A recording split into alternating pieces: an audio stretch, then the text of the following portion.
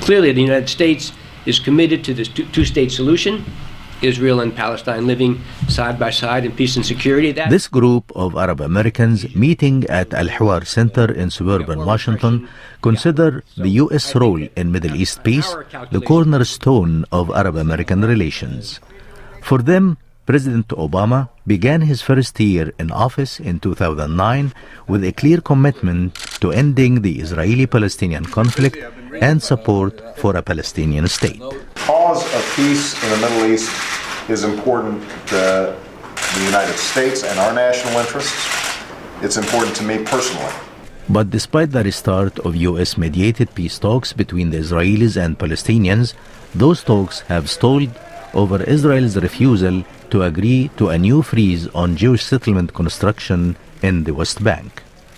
And for that, members of the group say President Obama is partly to blame. He promised that Israel has to stop its settlements, and Israel stand in defiance, really, of the American administration. As an Arab, I do not perceive a Middle East peace process as long as the U.S. continues its total support for Israel. That by August 31st, 2010, America's combat mission in Iraq would end. President Obama's strategy in Iraq won praise from some of the group's members. The Iraqi people, before the change, didn't have any hope. Now, at least they have hope. But some were concerned about Iraq's future, even though Mr. Obama has ended the U.S. combat mission there. I don't think that there will be a new Iraq for a long time, because it's completely destroyed. Another topic of concern at Hewar Center, the fate of Egyptian democracy. The Obama administration criticized the lack of transparency in parliamentary elections last month. But student Ahmed al-Sawah still questioned the U.S. commitment to democracy across the Middle East. Who is currently in power is passing it on to his son. And if that suits U.S. strategic interests, Washington would not mind power inheritance in the Arab world.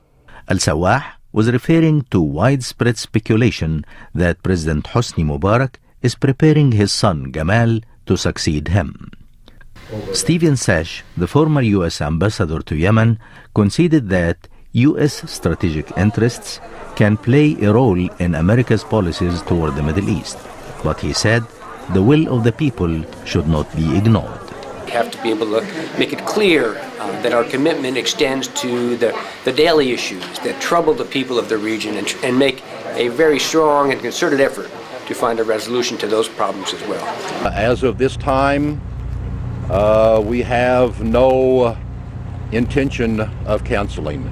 A Florida Christian minister's original plan to burn hundreds of copies of the Quran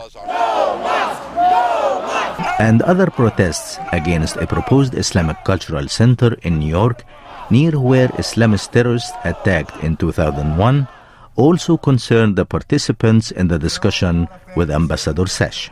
That controversy that erupted made some Muslims overseas in the Arab world and the Muslim world feel that America is anti-Muslim or anti-Islam.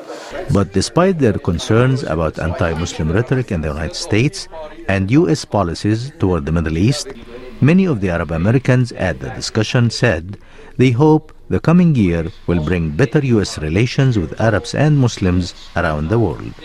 Mohammed Al-Shinawi, VOA News. And its influence there that Iran has enjoyed in recent years.